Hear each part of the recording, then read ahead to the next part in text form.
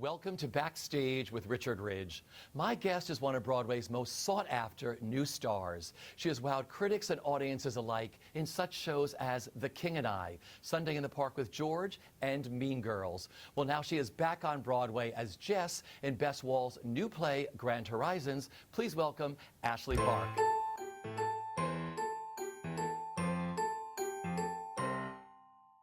I am thrilled to be sitting with you here at the Green Room 42. Well, listen, you're back on Broadway again.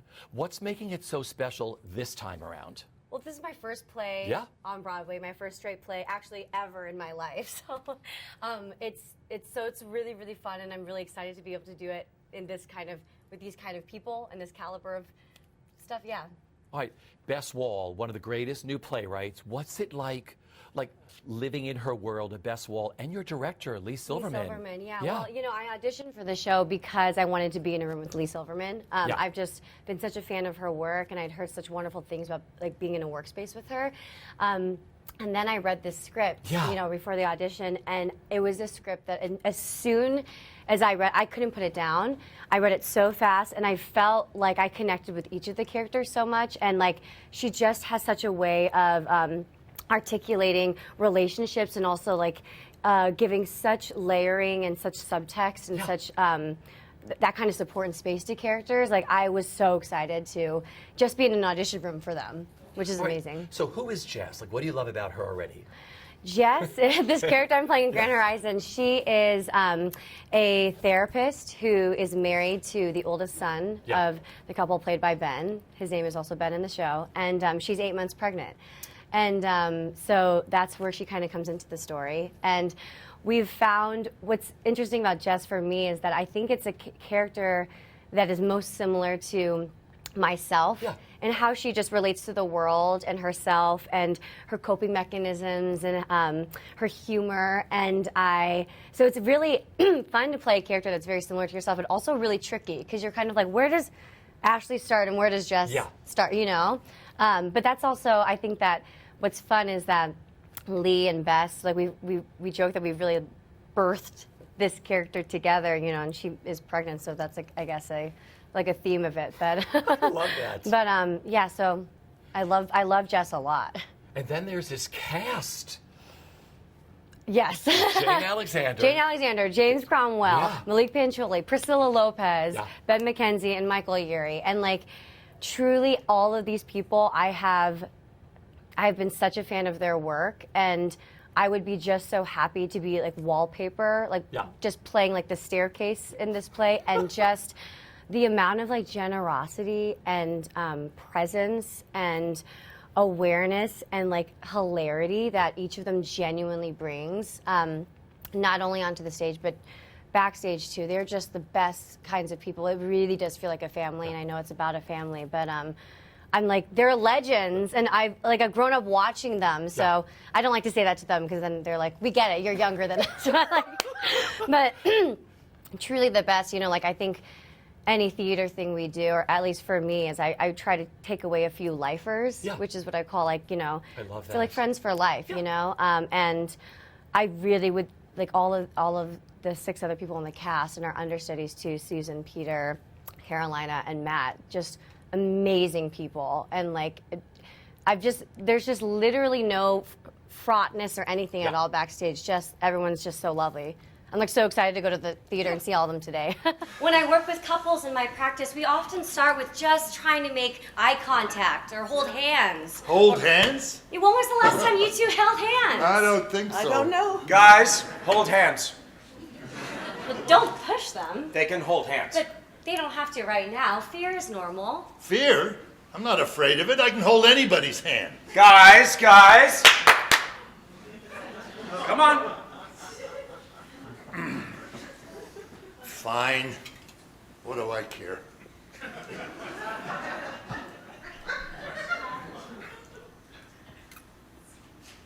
Okay. Well, how does that feel? Fine. Stupid. Now, Nancy, if I were your therapist, which obviously... But I have done this a lot. I have helped a lot of people avoid a lot of loneliness and regret. So anyway, the next exercise would be for you to try telling Bill what you want. I want a divorce. Is there a go-to dressing room or the green room? Do you all hang out beforehand or whatever? Yeah, what's really nice is that, you know, we didn't have this in a lot of theaters, don't have like a green room space. Green room 42.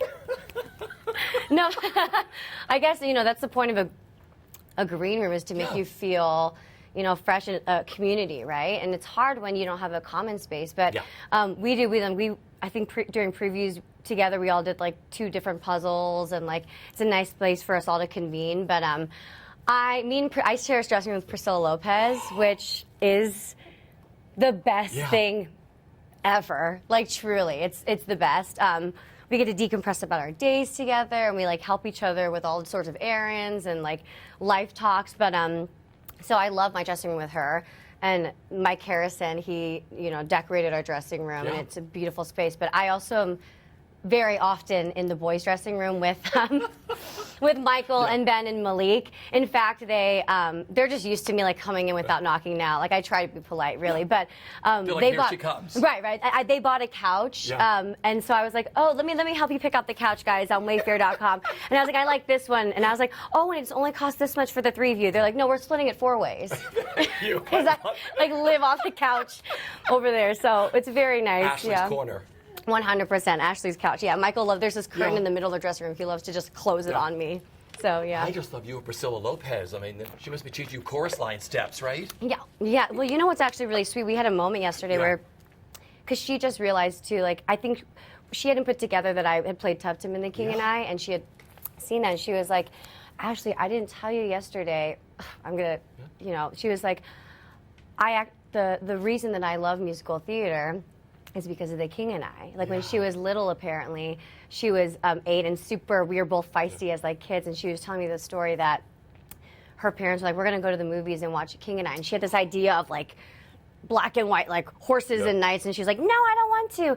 And then that's the movie she's watched the most in the theaters, and as like an 8-year-old, she was just like enraptured with it, and that's what made her love musical theater. And I told her one of the songs I listened to constantly in the car growing up, like driving to school, was her song from A Chorus Line, Nothing. And because it truly, and I was like, Priscilla, that was one of the first songs I realized, like, you can tell a story with the song. It's not just about an emotion, but like the beginning, middle, and end, and like just what she did. And she sang it up at Williamstown during the cabaret. But like I almost can't think about the fact, like who she is, just because now she truly is like a mother to me, you know, and a best friend. We are like the same person, which is what's so funny.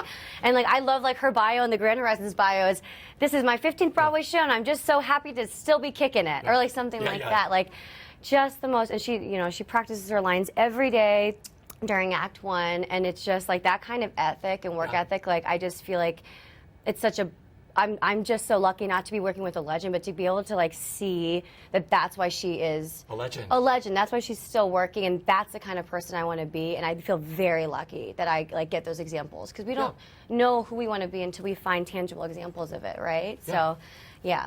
Well, let's go back to the beginning. Growing up when you were really young, what were your earliest like creative outlets and performing? Wasn't there an Oceanside Dance Academy? Oh my God, Richie does his research. Yeah, there's like an infamous. Yeah, since I was like 3, I used to do competitive dance, but like I had like a big perm and like glitter outfit. I don't know why they dressed us that way, but it was my first like I don't know. I love dancing, but like there's these videos, like there's this like tap video of me, and we like do our final pose, and I start like playing with the girl next to me. It's just I loved dancing growing up, and then I did classical piano. So that was actually what my like first love was classical piano. I was like a Suzuki piano girl, and like I'll talk about it now because I can't play anymore, but like I was like a state champion, and like I know I think I like kind of hammed it up to make them think I was a genius. I would always in piano competitions be like doing this because I saw like Amadeus growing up and was like, that's what a genius does, and like it worked, you know, for some judges. But anywho, but I did, and I found out my love for like musical theater when I in 6th grade, I followed some friends to like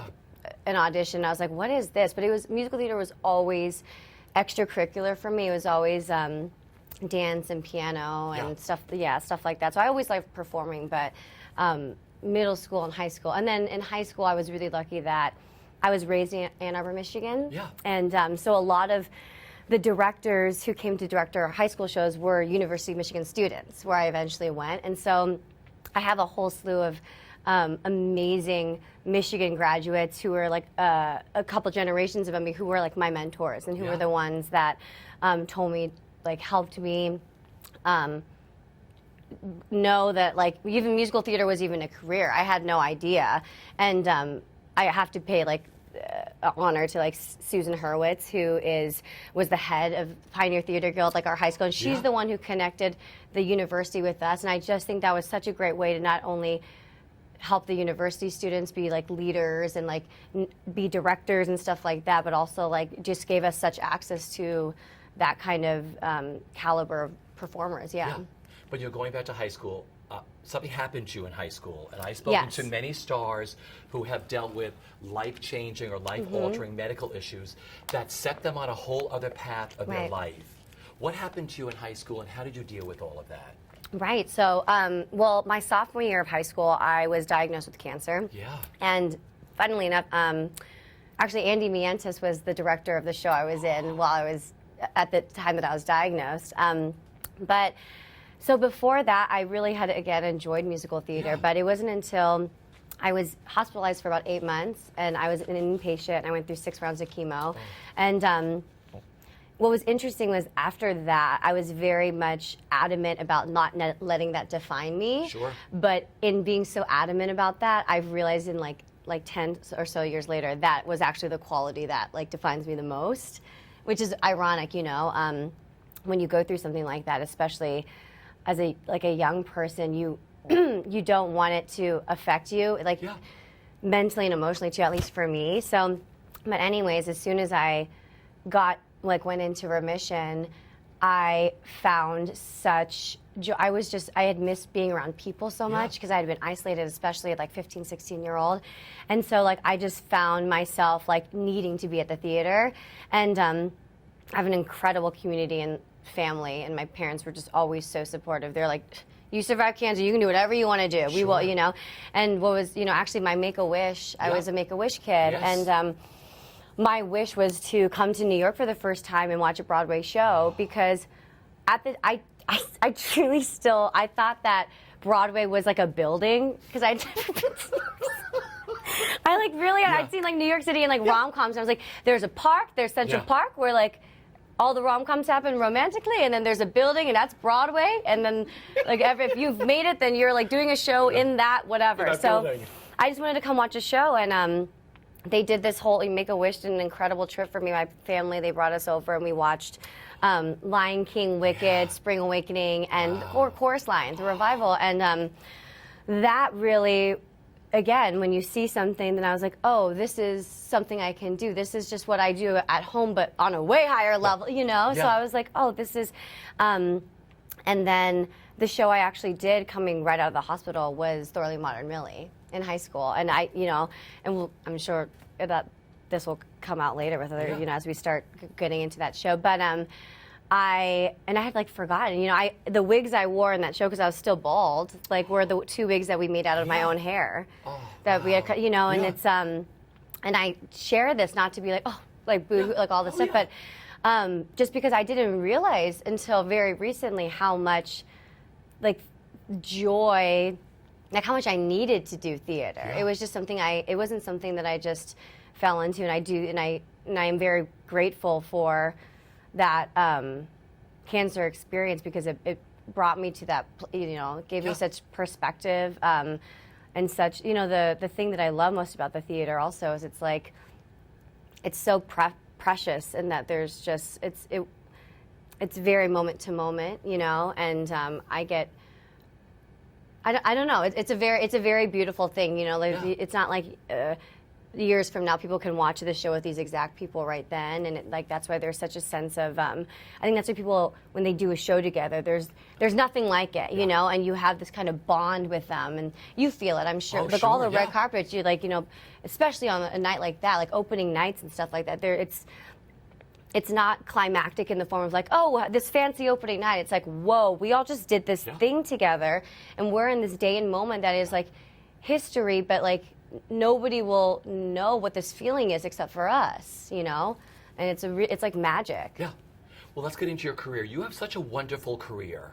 Oh my gosh. Yeah. Yes, you do. Yeah. So let's talk about some of the highlights. Your Broadway debut was Mamma Mia. There's nothing like a debut. I mean, what do you remember? Was it a daytime? Did you go on at night? When was your first performance? What was your my Broadway gosh. debut I like? do remember my put-in was Yeah, what was that like? yeah, my put-in was on Valentine's Day.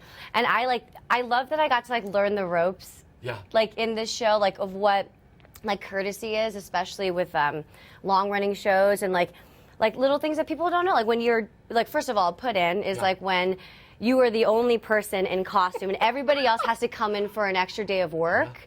And they're just in their sweats, their Lululemons. They have to come in and do everything so that you know who you're dancing with when. But I learned, you know, like a courteous thing to do is when you're being put in and everyone has to come in for work, like you bring like treats for them. So I brought in like all this like heart-shaped whatever, like such. I was like, oh, I'm so excited. And like I had a lot of like awesome like friends come and, you know, support me on that first day. I do remember Felicia Finley. The only thing I remember of the actual performance actually was was on stage left. You know how like if you get too close to the stage, like people can see you, right? And so they have these tape marks so you don't get seen. But after her number, and like I didn't know if she even knew who I'm like, oh my God, these are the leads. I'm just gonna try not to get in anyone's way tonight, you know? And I had just made my first exit, and she comes off stage and she walks right over the tape. She doesn't care if people see her to be like, hey, happy debut. This is special. Like just really like, and I was like, just the fact that she would make such a, you know, and so like, again, it's like that kind of stuff. Like now when we would put people into Mean Girl, just that, like it made my entire show that like she would take the moment to be like, I hope you're taking this in for yourself. This is so special, even though I've done this a bazillion times, you know? And so that's what I remember from opening that, you know? It was a blur. Totally. You took your bow. Right. I mean, like, yeah, I know. There's like the mega mix. I don't even know. Like, it was truly the time of my life. Like, but I also remember like, I still don't actually know the melody to some of the songs because, you know, we all like do oohs and ahs like for every song backstage. And so like, I just remember being like, Mamma Mia, here I go again, my, how can I resist ya? And I don't know what the actual melody is, but like, that's all I know, you know. Those are the songs you know. Yes, like, but just my Your harmony. track. Yes. Well, then there was the glorious production of The King and I. Yeah. Where you played Tup Tim. Beautiful. Favorite memories of doing that? Oh my gosh. I can't even, you know, it's so funny with The King. It was such a, because I did it the whole run, you know, like over 500 shows. I just learned, that's where I'm so grateful for the Mamma Mia experience. And then I did Cinderella tour for a little bit and just having these transitional points of being able to like understand what was happening so that I could do the best work possible. I don't know. I mean, just like it was the biggest show that's ever been on Broadway. 51 people. It was literally a town, like a village, you know? And like, there's nothing like being at the Lincoln Center. And also, I mean, Bartlett Shear is still one of my like dearest friends and one of the artists I like revere so much. I just really learned so much throughout the whole thing. So like, every memory, there were so many firsts. My first like Tony's performance, my first Thanksgiving parade, my first rehearsal process, like, you know, with the creating it from the table read on, you know, and my first Lincoln Center. And I mean, I have a couple. One is like, I mean, the kids were so great too. It was so humbling to have those kids. Like one of the youngest, I remember after like our first preview, we like bowed and he like, we went off stage and he was like, are we gonna do the same story again tomorrow? Like just having like such genuine questions. And one time I looked and they were like counting the different like people in the audience. But I mean, I think the world of Ruthie Ann Miles and of Kelly O'Hara and of Ken Watanabe. Daniel Day Kim just called me last night about something, you know, and like Hoon Lee, like just amazing people, and all of those dancers too. Like, just it was the first time I really learned about our bodies truly being our instruments and our jobs and our like temples, and like I had to learn so much about how you pace 8 shows a week and how you give your everything, but still with like honoring your body and what it's saying to you. Sure. And just so many great memories. You know, my first fitting with Catherine Zuber, just like everything. Everything felt like a pinch me moment. Yeah. and then recording like the CD too. Like it's just all of that stuff. I kept on being like, I can't really. I still don't think I've processed it all because it's like I felt like I was going to be punked at any point.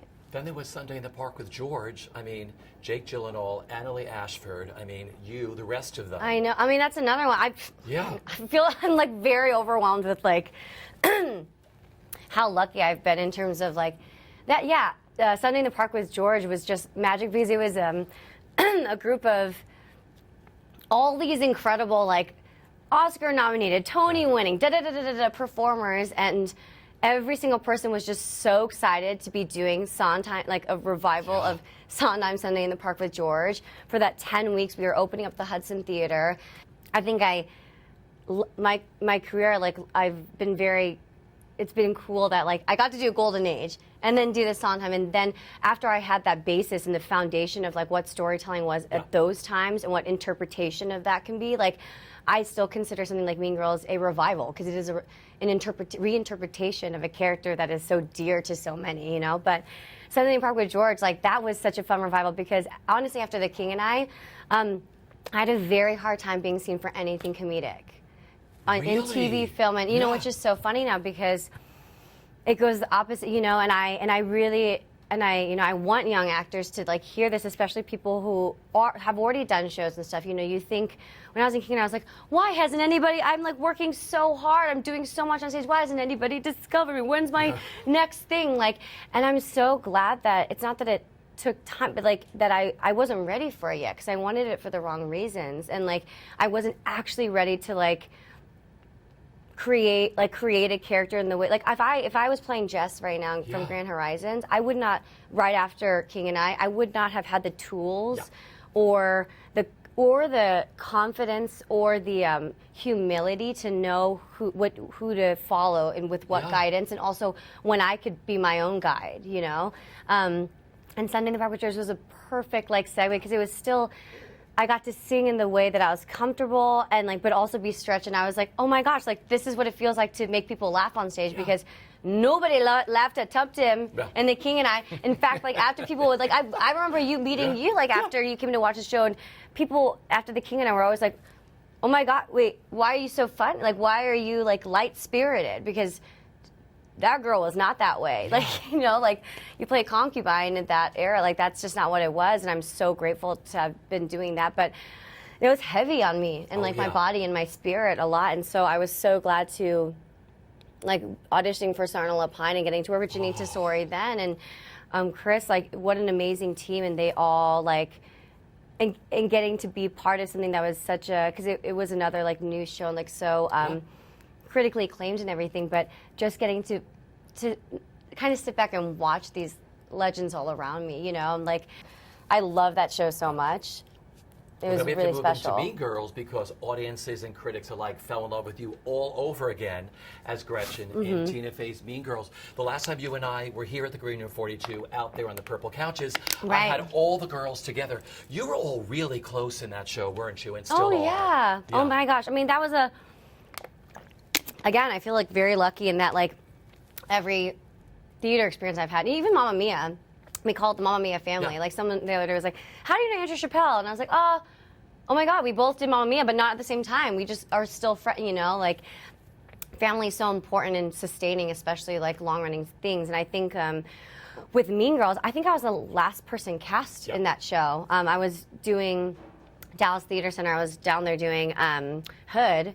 And I came up to audition. It was like such a last minute thing. And I remember I was already so excited about it because I had friends who were doing it. And so, like, I remember Erica Henningsen called me when I was in Dallas, FaceTimed me to tell me that she got the part of Katie. And I screenshotted it so that I could post it on her opening night because I was so excited for it. Like, she's my best friends from school, you know? And the fact that, like, I, like, still to this day, you know, like, during What's Wrong with Me, like, my Gretchen's, like, moment on stage, like, Erica's on stage with me, you know, and like during her big parts of that, you know, that experience, like putting up a new show like that, especially when it's so being watched, and like I'm so happy that so much of the, and I really didn't expect it, but so much of the community in the world at large like responded to the musical productions version of like our version of Gretchen Wieners, because like mostly because I like love Gretchen. Like I really came to love her, and that's also because like our team, like Casey and Tina and stuff, like truly like from the first script that I got until like our opening night, it changed so much, and like it didn't have to. Like it was gonna, Mean Girls was gonna sell no matter what, because we love that movie and we love Tina, and like they really made sure that we made a character that like fit well with like my spine, and like really was something that was gonna make people like maybe listen and be moved in like a different way. And that's all because like they responded, they were such collaborators in that, and like that's like that, you know, that's what a reason I was like, oh, you know, every time I go through something like that, I'm like, that's my new standard of like the kind of person I want to work with. And you know, it's so funny is the people that you don't think should like need to collaborate, the ones that you'd be like, I'll do whatever you say, are the ones who want to collaborate the most and who want to make sure that their work feels the most honest, because they understand that, especially in a musical, when someone has to do it 8 times a week, people ask us all, especially like TV film people ask, like, how do you do it 8 times a week? It's because you have to like, now like if I do like I have to need to tell that story 8 times a week, you know? Yeah, K-pop became this huge hit. Yeah, I mean, I have to think, I mean, I did K-pop while I was doing Mean Girls, and I was actually, when I got Mean Girls, it was going to be a direct conflict, and so I had to drop K-pop actually.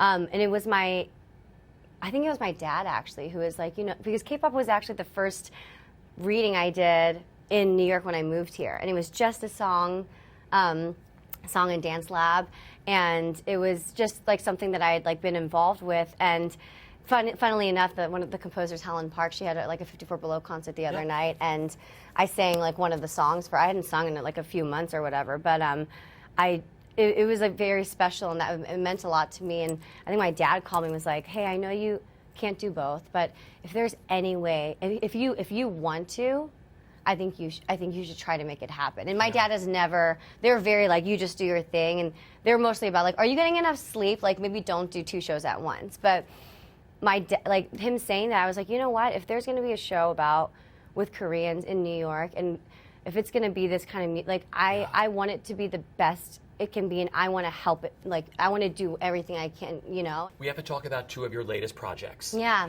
We're all obsessed with this new series you did called Emily in Paris. Oh my gosh, the new Darren Star series for Paramount. I mean, you shot it in Paris, right? Yes, it was my first time in Paris. I mean, so it stars Lily Collins, who's actually like, she just bought like another amazing person, like #1 on the call sheet, just being an amazing person. And she just bought a ticket to come watch Grand Horizons. She's going to fly over from LA at the end of February. But it's emotional, but it's like super fun too. And I get to play her best friend that she meets in Paris. And I get like, I don't want to give too much away because we can't wait for this to happen. Yeah. We all can't wait.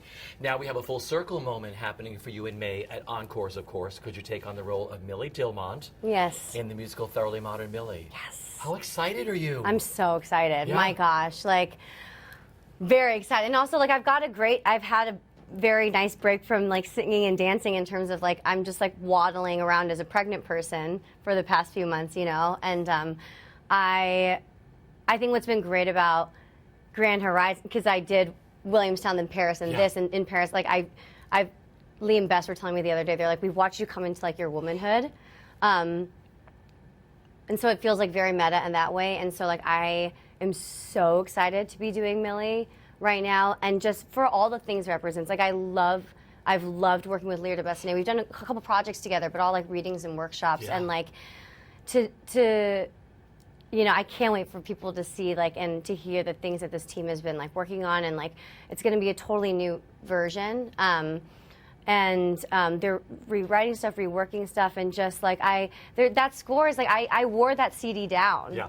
Like in high school, and just like in having played it in high school, like and a lot of the scenes, you look at the scenes in the script and these women, like the fact that I think that right now one of the things that we're trying to figure out all together, men, women, everybody, is like what being like a thoroughly modern heroine or hero is, right? And like what strength actually means, and what survivorship means, and what ambition means for women. And again, like I don't think I would have, but I'm so grateful that it's this team. I feel very in good hands with what like this will be. And I mean, Encores is crazy though. Like you've rehearsed for like a day, and then you like tech for an hour, and then you do the show like for a minute, you know? Like, so I'm super excited. We have a meeting about it next week, and I can't wait to hear what is happening. And like, I just can't. I love encores. I love City Center, and it's just something that I feel very lucky in that, like,